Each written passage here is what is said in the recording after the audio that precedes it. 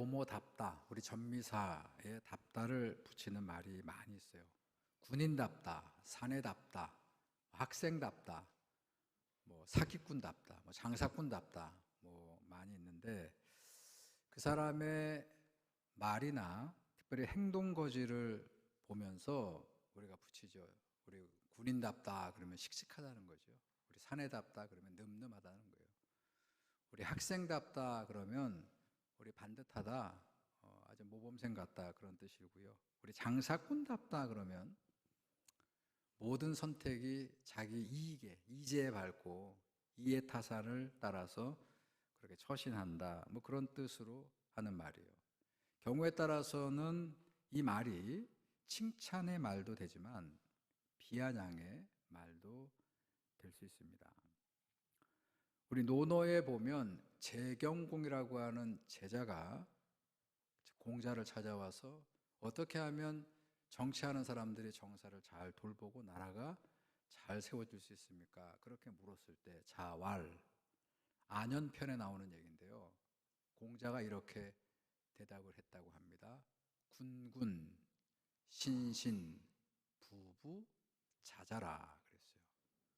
군군, 임금은 임금다워야 하고, 신신, 신하는 신하다워야 하고, 부부자자, 아버지는 아버지답고 아들은 아들답고 쭉 있을 거예요. 그러니까 나라가 잘 되려면 백성들도 백성다워야 한다. 자, 우리 각자가 자기의 본분을 알고 최선을 다해서 우리가 살면, 또 학생들은 공부하면, 직장인들, 비즈니스 하는 분들은 열심히 자기 일에 애를 쓰면 그 자기의 본분 다한 게 자기의 공이 되는 거죠. 그래서 자리도 높아지는 것이고 자기의 목표를 이루어가고 덕을 쌓는 일이에요. 그런데 동시에 자기의 본분을 그렇게 최선을 다하는 게 본인뿐만 아니라 이 나라가 경쟁력을 갖게 되고 이 세상이 보다 더 살기 좋은, 바른 그런 세상을 세울 수 있는 일이 된다 하는 그런 가르침이 공자의 가르침이에요. 오늘 답다라고 하는 말을 우리가 생각하면서 가장 근원적인 물음을 한번 던져봅니다. 여러분, 사람답다는 말이 어떻게 이해가 되십니까? 사람답다. 어떻게 우리가 사람답다, 인간답다는 말을 이해해야 할까요?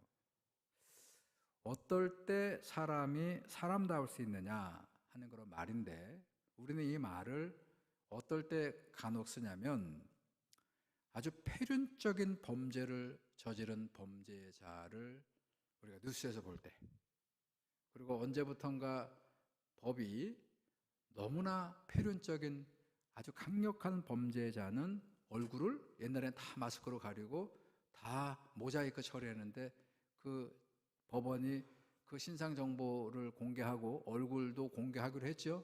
그래서 뉴스에 나오잖아요. 그러면 사람들이 그 사람을 보면서 뭐라고 그러죠? 어떻게 사람이 저런 짓까지 할 수 있을까? 우리 옛날 어르신들은 어떻게 인두겁을 쓰고 어떻게 인간의 얼굴을 하고, 인두겁은 사람 인자에 두겁은 이 마스크란 뜻이거든요. 옛날에 탈, 어떻게 인두겁을 쓰고 저런 짓을 할 수 있을까? 그렇게 혀를 차지요. 사람답지 못하다는 표현이죠. 자, 그런데 막상 그러면 사람답게 사는 게 뭔데요? 여러분께 물어요 지금. 그럼 막상 사람답게 사는 게 어떤 것인데요? 라고 물으면 여러분 뭐라고 대답하실래요? 이런 질문이 던져지면요, 참 또 생각하기에 따라서 대답이 궁색한 게 현실이에요. 어떻게 사는 게 진짜 사람답게 사는 거지? 여러분, 우리 예수 믿는 사람들은 하나님께서 우리의 생명을 지으시고 이 땅에 보내주셨다, 그렇게 고백하죠. 그게 창조주 신앙 고백이죠. 세상 사람들 어떻게 생각하죠? 조물주가? 점지해 주어서 우리가 이 땅에 보내줬다. 자, 그게 조물주든 우리는 하나님이죠. 창조주 하나님이 우리를 지으시고 이 땅에 보냈는데, 그때 그 보내신 분이 그냥 한번 살아봐, 그리고 우리를 툭 만들어서 던졌을까요, 이 세상으로? 살다가 안 되면 관도, 그런 의도로 하나님이 우리를 한 사람 한 사람을 만들어서 이 땅에 보내신 걸까요? 아닐 겁니다.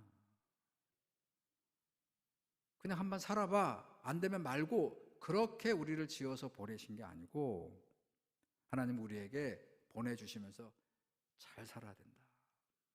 그리고 잘 산다는 건 뭐냐면 하나님의 명을 받들어 사는 거예요. 그래서 우리는 생명이라고 해야 하는 거예요. 살아있는 날생자의 명, 받을 명을 가지고 세상에 태어나는 것입니다. 그렇다면 어떻게 사는 게 사람답게 사는 거고 잘 사는 걸까요? 우리를 지어서 보내신 분의 뜻을 받들어 사는 거예요. 여기에 동의하지 않는 분은 아무도 없을 거예요. 우리를 창조하셔서 이 세상에 코에 생기를 후 불어넣어서 이 땅에 보내신 분의 뜻을 받들어 사는 것, 우리 육신의 관계를 봤을 때는 내게 몸을 주시고 가르쳐 주시고 생명을 주셨던 부모님의 뜻을 받들어 사는 것, 그게 효자죠. 더 근원적으로 가면 보내신 분의 뜻을 받들어 사는 거예요. 그런 의미에서 예수님이 잘 사신 분이라는 거예요.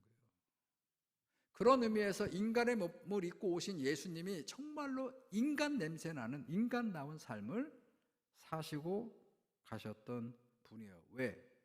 예수님은 시종일관 당신을 이 땅에 보내신 분의 뜻을 항상 물었죠. 당신 혼자 스스로 결정하는 게 아니에요. 항상 하나님께 여쭙고 하나님의 말씀을 내 안에 체험해서 살았어요. 언제 그걸 알 수 있냐면 위기가 닥쳤을 때 그 위기를 어떻게 대처하느냐가 그 사람의 신앙의 본질이에요. 마귀에게 시험을 받을 때 예수님이 그 세 가지 그 시험 뭘로 이겼죠? 신명기 말씀으로 이겼다 하는 얘기는 거듭거듭 제가 말씀드려요. 십자가 위에서 그 고난과 수치를 당하면서도 그분이 하셨던 말씀은 다 말씀이에요. 신명기 말씀. 예수님은 하나님 말씀을 섭렵하셨고 그 말씀을 따라서 순종하며 사셨던 분이에요. 누구의 뜻을 따라 살았다고요? 당신을 이 땅에 보내신 분의 뜻을 따라서 끝까지 순종합니다. 공생의 삶은 고난의 삶이었어요. 그러나 마다하지 않고 그 길을 가셨고요. 그 마지막이 고진감래, 고생 끝에 기쁨이 오는 게 아니고 그분의 삶은 마지막 순간까지 수치와 십자가의 비극적인 죽음이었지만 예수님은 그 하나님의 뜻을 거부하지 않고 우리 겟세마네 동산의 마지막 십자가를 앞에 놓으시고 너무나 무섭고 너무나 두려우니까 기도하시잖아요. 그때도 어떡합니까? 다 하셨어요. 아버지, 할 수만 있으면 이 잔은 뭡니까? 십자가의 죽음이에요. 내게 지나가게 하옵소서. 근데 그 다음에 중요하죠. 그러나 나의 원대로 마시고 아버지의 원대로 하옵소서. 순종하셨다는 것이에요. 하나님의 뜻과 일치하는 삶을 살려고 애쓰고 또 그렇게 사셨기 때문에 우리는 그분을 하나님의 아들이라고 고백하는 거예요. 여러분 잘 생각해 보세요. 우리가 왜 예수님을 메시아, 하나님의 아들이라고 고백하냐면 아들은 아버지의 뜻을 따라 사는 게 아들이에요.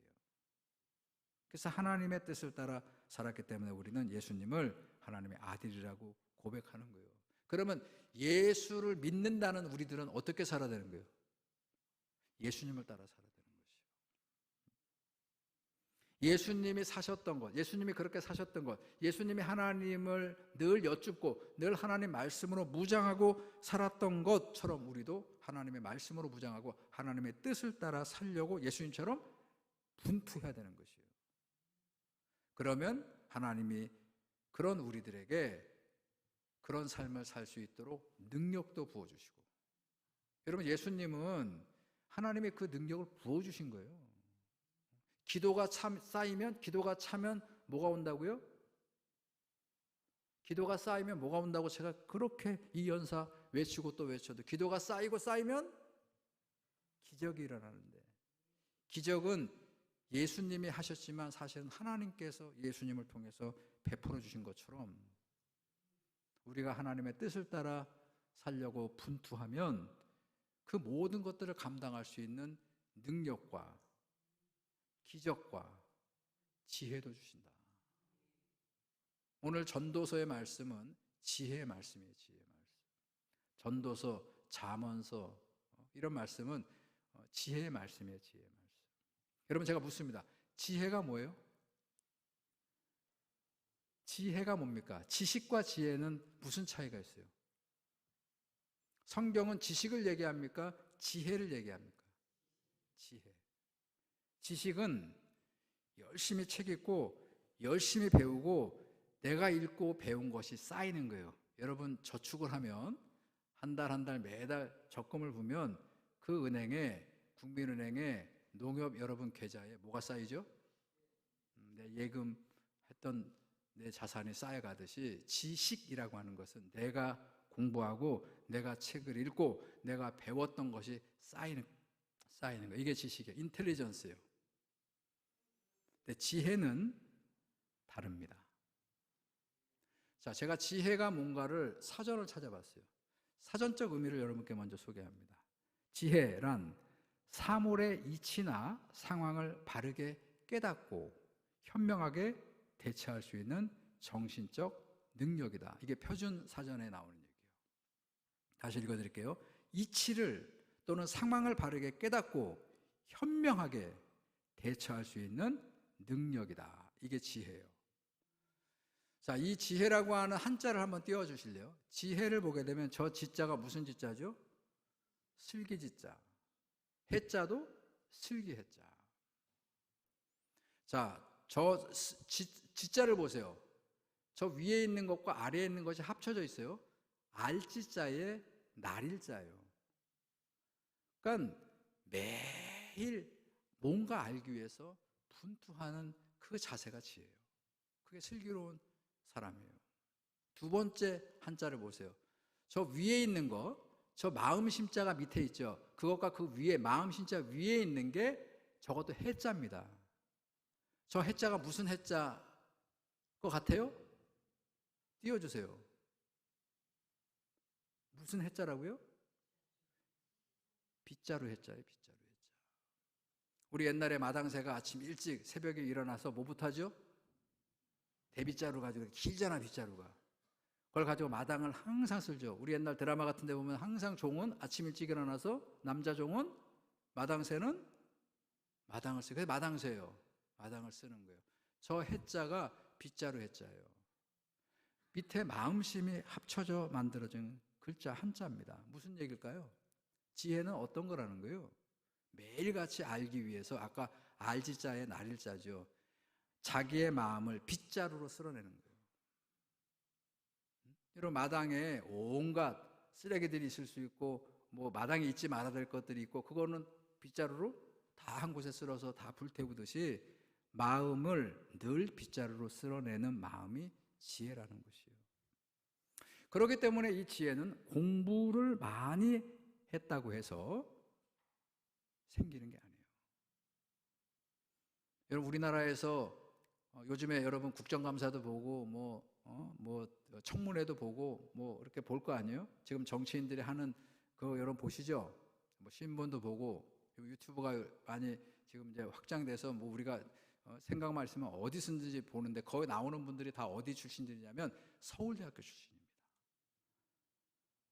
최고의 학벌이에요.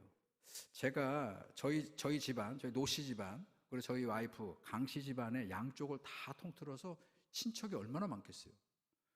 한 사람도 서울대학교 출신이 없어요, 우리 집에. 여러분들 어떤지 모르겠어요. 여러분, 서울대학교 가는 게 정말 어렵습니다. 진짜로 공부를 죽어라고 해도 못 가는 데가 서울대학교예요. 그런데 텔레비에 나오는 그분들을 보니까 우리 지식으로 얘기하면, 인텔리전스로 얘기하면 최고의 학벌을 나오고 그랬던 분들이 지혜로워요? 매일 자기들의 마음을 빗자루로 쓰는 분들처럼 보여요? 여러분, 지혜는 공부를 잘해서 우리나라의 최고의 학벌을, 그리고 외국에서도 아주 좋은 학벌을 유학하고 왔다고 해서 생기는 게 아니에요.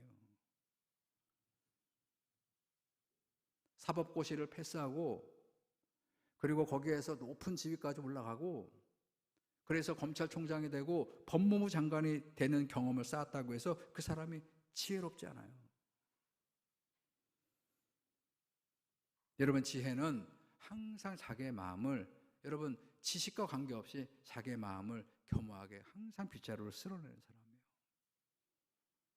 이걸 신앙적으로 얘기하면 항상 우리의 마음에 하나님의 말씀이 담겨질 수 있도록, 하나님의 뜻이 무엇인가를 알아차릴 수 있도록 우리가 항상 겸허하게 신앙으로, 기도로 우리의 마음을 다지는 게 지혜예요. 자, 그래서 오늘 전도자, 이 솔로몬 왕이죠. 이 전도자가 뭐라고 얘기하냐면 12절 보세요. 자, 오늘 본문의 12절 보게 되면, 이 지금 앞에 이 오늘 본문은 전도서의 결론이에요. 결론.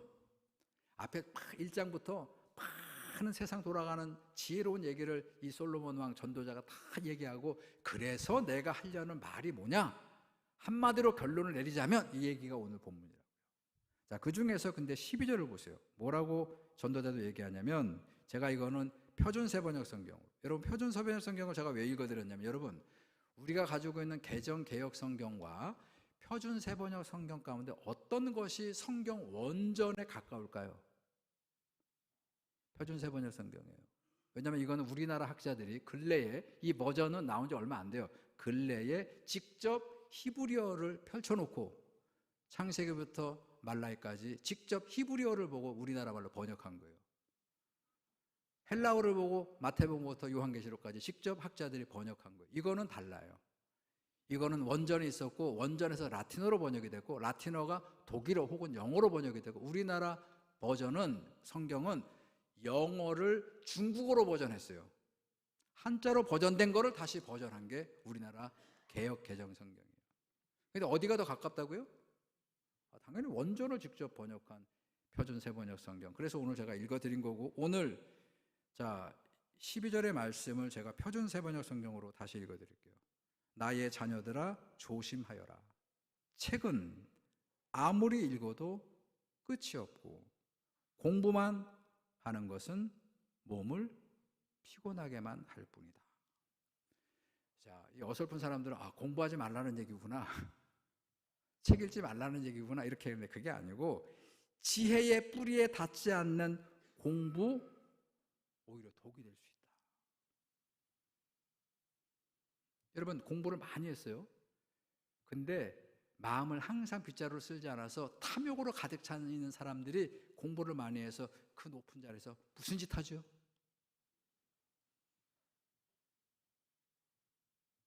여러분, 세상에 어떤 시대인데 주가 조작을 합니까?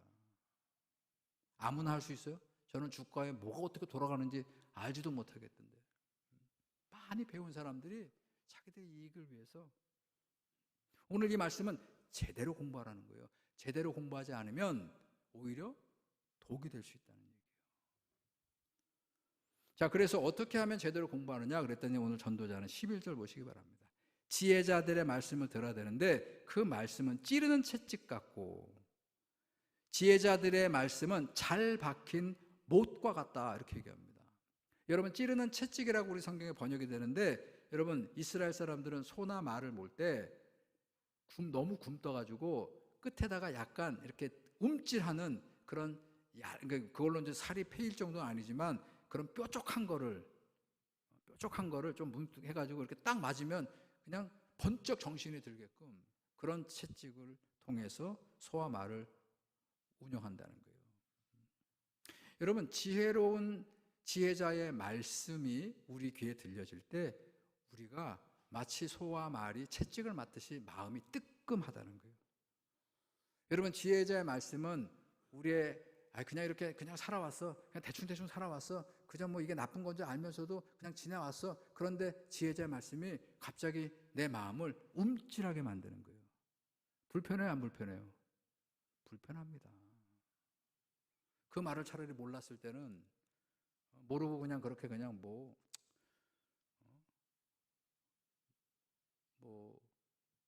플라스틱 병에다가 얼려가지고 팔아도 상관없고 바람 물질 덩어리예요.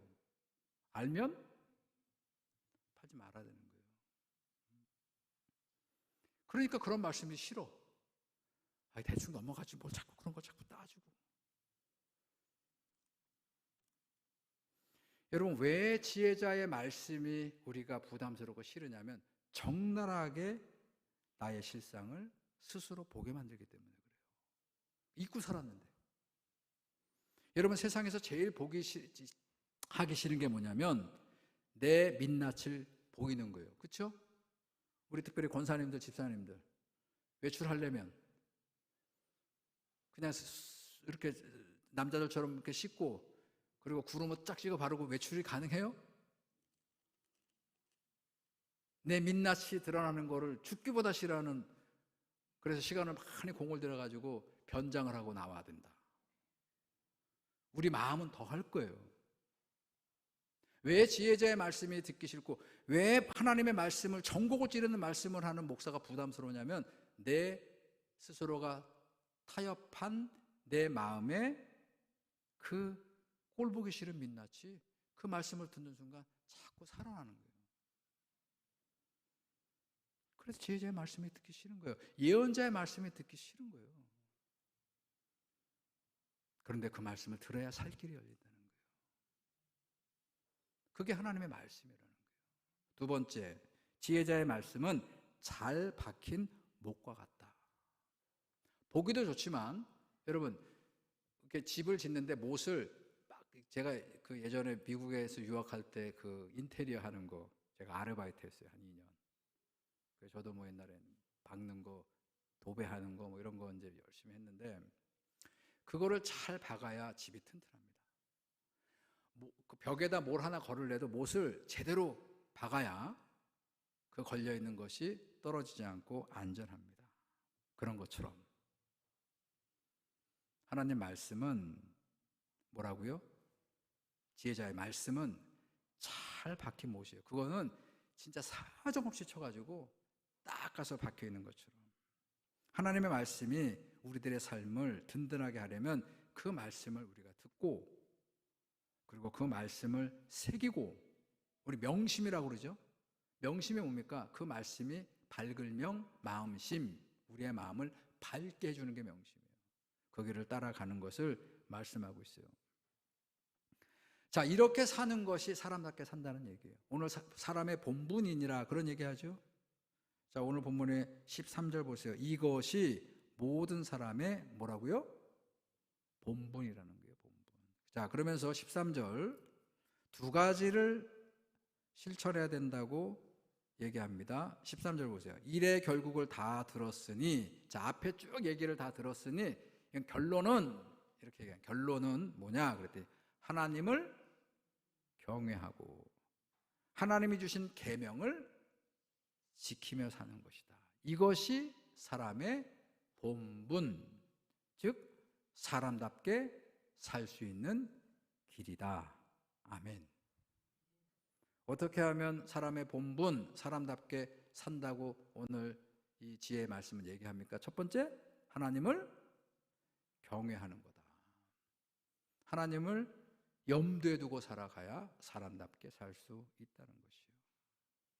내가 지금 행동하는 것, 내가 지금 생각하는 것, 내가 지금 말하는 모든 것이 다 하나님 앞에 다 하는 거예요. 그리고 그 모든 나의 말과 행위가 하나님 앞에 쌓이는 거예요. 쌓이는 거예요. 이렇게.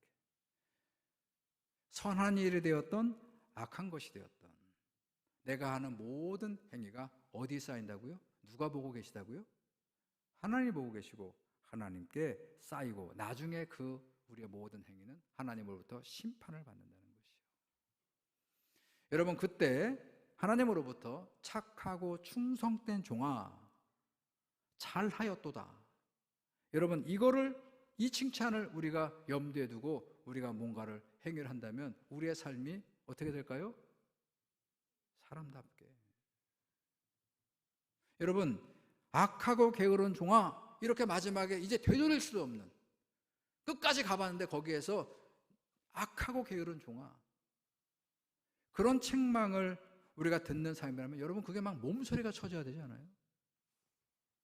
그래서 지금 우리의 삶을 다시 한번 살피고, 그리고 지금이라도 우리가 잘못된 것들을 멈추고, 그리고 제대로 된 삶을 살려고 단장하지 않겠습니까? 하나님을 경외하는 사람은 항상 뭐에 민감하냐면 자기 죄에 민감해요. 하나님의 경외의 마음이 없으니까 자꾸 남의 죄에 민감해. 이 한국의 기독교가 자꾸 다른 것에 죄인이라고 자기가 마치 무슨 그 재판관처럼 그 행태를 가만히 보면 예수님 시대에 예수님과 바리새인의 모습을 보면 지금 한국 교회가요 바리새인의 모습이에요. 바리새인. 여러분 다시 기억하세요. 하나님을 정말로 경외하는 경건한 사람들은요 자기 죄를 민감해요.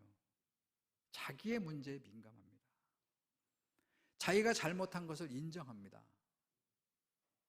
바리새인들은요 항상 자기는 상관이 없고 다 다른 사람.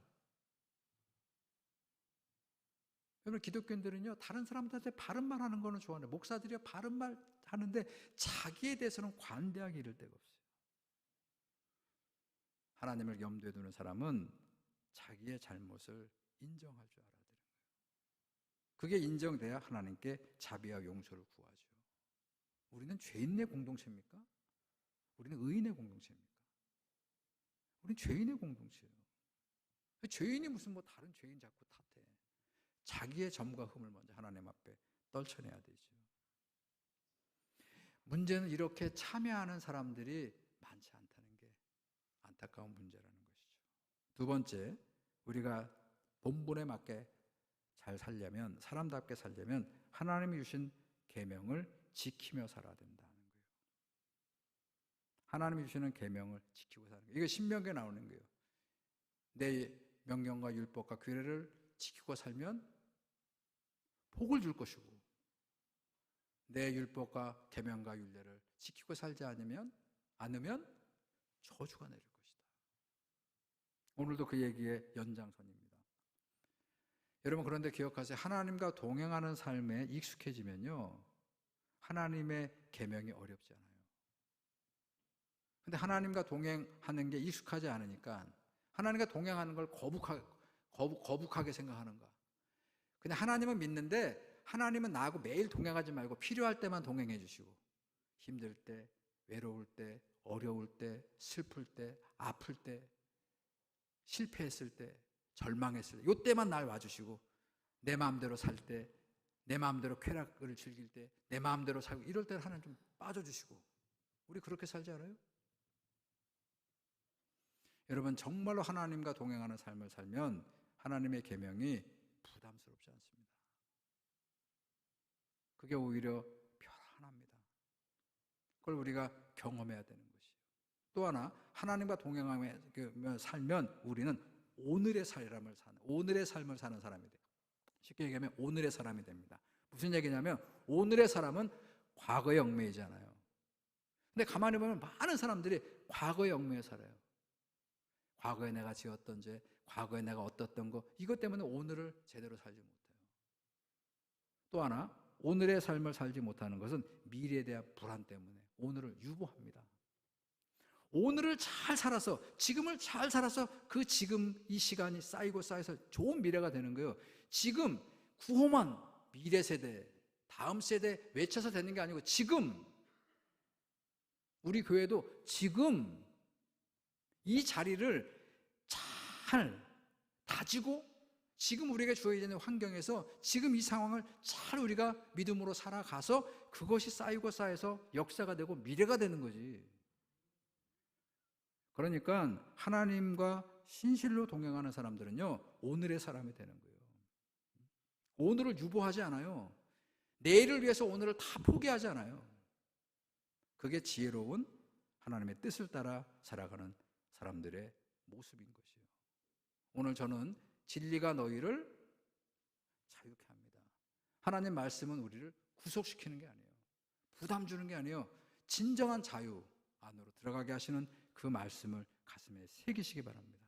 이게 사람답게 사는 것이고 하나님의 백성으로 지혜롭게 사는 성도가 되는 것이요. 이 부름 앞에 핑계하지 마시기 바랍니다. 온갖 것들로 핑계합니다. 여러분, 이래저래 핑계하지 마시고 오늘도 우리를 초청하시는 그 하나님의 부름을 거절하지 마시고 담대하게 그 주님의 말씀의 초대에 우리가 응하겠다고 하는 순간 하나님은 하나님과 동행할 수 있는 능력도 주시고 필요한 모든 것들을 은혜로 베풀어 주십니다. 그 삶이 거룩한 삶이에요. 그게 사람다운 삶이에요. 아름다운 삶을 살아가는 저와 여러분들이 되기를 축원합니다. 하나님, 오늘 전도자, 지혜자의 말씀을 저희들이 듣습니다. 하나님의 말씀 듣는 것을 부담으로 여기지 않게 하시고 그런 마음까지도 다 내려놓고 하나님 앞에 모든 것들을 순종하고 하나님을 두려워하는 그런 믿음과 하나님의 계명을 따라 살아갈 수 있는 그런 신실한 마음을 모든 주의 백성들에게 내리워 주시옵소서. 예수님의 이름으로 기도드렸습니다.